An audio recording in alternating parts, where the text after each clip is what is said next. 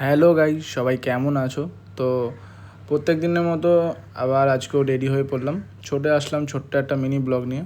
আজকে শ্যুটে সকাল সকাল যাওয়ার জন্য রেডি হয়ে পড়লাম। মাথায় রুমাল পরেছি, কারণ হচ্ছে রাস্তায় প্রচণ্ড ধুলো, তো ওই জন্য রেডি হয়ে বেরিয়ে পড়লাম। আজকে শ্যুটের লোকেশান কোথায় জানো তো? আজকে শ্যুটের লোকেশান হচ্ছে নেতাজি মঞ্চ। তো আমি দমদম চলে আসলাম, দমদম 1 নম্বরে নেমে গেলাম, কারণ আমাকে সৌম্যদা বললো তুই আমার গাড়ি করে চলে যাবি।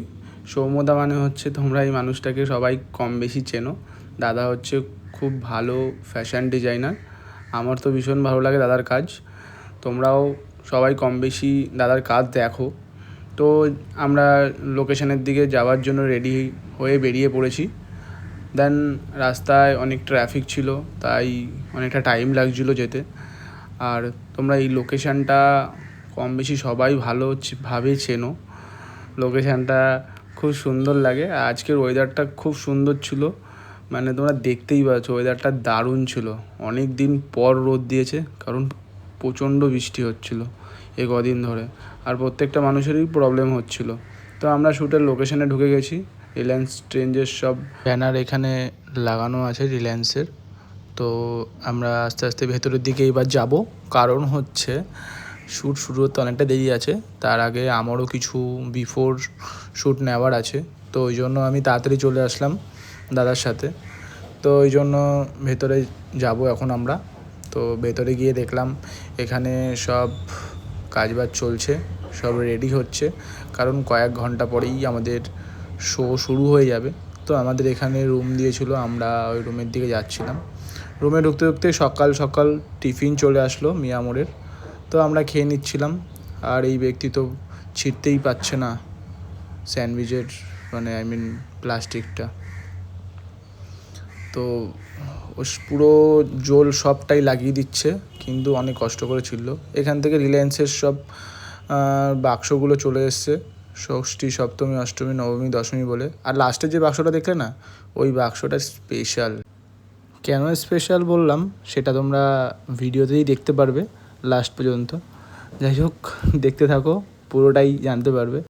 তারপর আমি একটু ভেতরের দিকে চলে আসলাম আমার শ্যুটের লোকেশানটা দেখার জন্য, কারণ হচ্ছে আমি কোন জায়গা থেকে কীভাবে শট নেবো ওই জন্য।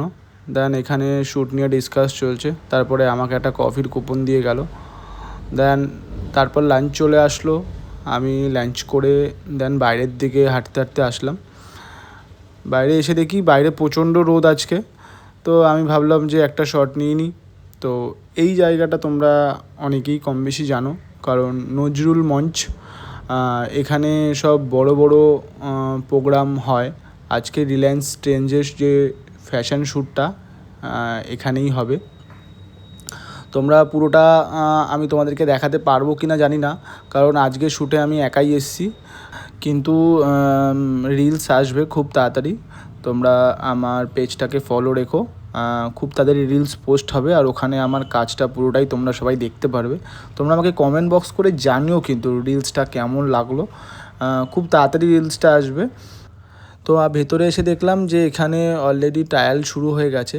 এরা হচ্ছে আজকের রিলায়েন্সের যে শোয়ের মডেল। হ্যাঁ, তো আমিও কিছু শট নিচ্ছিলাম বিফোর, কারণ আমারও লাগবে রিলসের জন্য।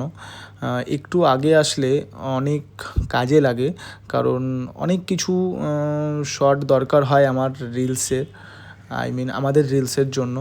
তো সেই জিনিসগুলো নিয়ে নিচ্ছিলাম। তো পুরো ভিডিওটা আমি তোমাদের দেখাতে পারবো না, বলেইছিলাম আমি আজকে একা এসেছি।